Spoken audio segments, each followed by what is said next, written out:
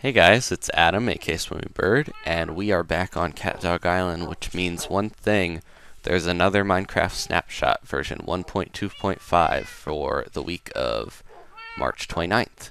Now, got some new features. This was normally going to be all stuff that was part of 1.3, but I guess there were some critical crash errors that were in the game. Like if you try to make a new world under certain conditions, such as being in creative sometimes, the game would crash. So, man, these wolves and ocelot are still making more of their buddies. I should probably disable that.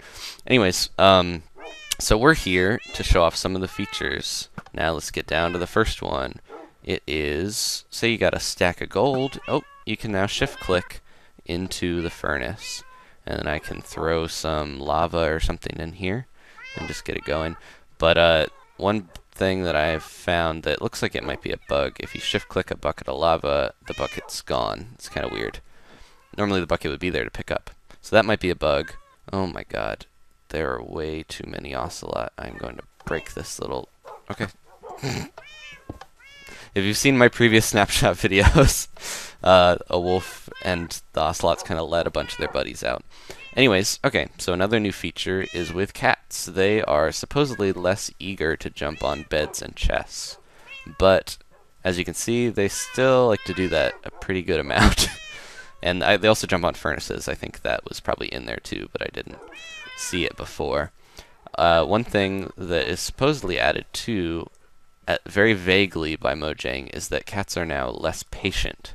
So let's see, if you stand with your cats, normally they would kind of wander off a little anyways, I think, but now a lot more so. I think that means that they just kind of like go off and do their own thing until you start moving. I think they're like, come on, let's go on an adventure. We don't want to stand around here. So yeah, that is one feature. Another, let's see if we can find a wild dog here. Another is that in creative mode, your bones do not deplete. Not that I need another pet. And also, meat that you feed the dog will not deplete. So if I get these dogs nice and good with their zombie meat, we can make a baby. And I can keep just having one meat, not have to keep refilling it in creative mode. Okay, we're going to fly away from these cats because they're mewing too much. Okay, and another feature. Where is one of my mushrooms? I'm going to make a mushroom up on this tree, and all the cats are going to jump up here, aren't they? But anyways, if one thing that used to be in the game was that if you tried to milk a mushroom to get some mushroom soup, you would consume your whole stack. But now, you do not. You get your mushroom soup with just one bowl, as it should be. Or none if you're in creative. So I'm going to leave that guy up there. But one of the biggest new features in this is that if you're in creative mode like I am, you can use the pick block button, and bam, I just got a birch sapling from that. Just from hitting the tree block. Some of them aren't as intuitive as they seem like they would be. Like that instead of giving me a leaf block, it gave me the, it gave me the sapling. But normally, you just hit sand, you hit grass, you get dirt, actually. And it will replace whatever is in your inventory if it's full. Like I've got full blocks here, but if I get rid of this dirt, then it'll just fill in that spot there. But yeah, it replaces whichever one you're highlighted on if you have too much. So right now there's a spot, but if I switch to, say, this brick and try to do it, then it will replace that. So yeah, that's going to be handy for building because you can quickly grab a block that is already out and then replace it, or use it, and not have to go straight into that menu where there's so many blocks in here, you can get confused on where they are. One new feature here is that you can hit and break TNT with a lighter now instead of, oh, there's a wolf puppy, instead of it igniting. And now if you right-click TNT, then it will set it on fire and ignite it instantly.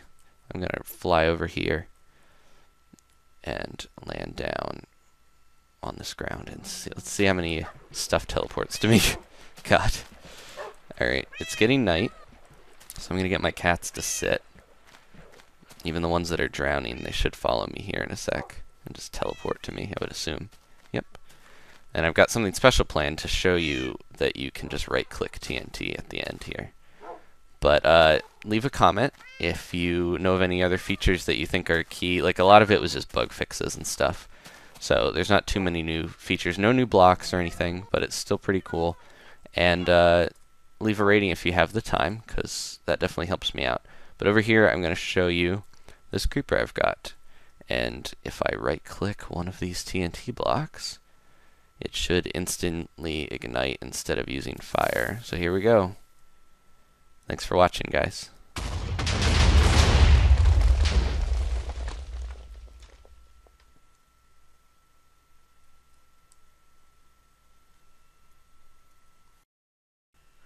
Probably the most important thing added for the village in Nova is that villagers don't mate nearly as much as they did before. I had a situation where there were like packs of wild babies running around 30 deep and just like playing tag and terrorizing my village just because there was no limit to how many babies the villagers could make. But now that's been capped a bit less, significantly. So there should be way less villagers, and there aren't any babies here. But that's probably because even with all these doors, my villagers do not want to get busy. They just want to jump in the jungle and go exploring, which is not a good thing when you can't even use your arms. So yeah, that's going to help out a lot.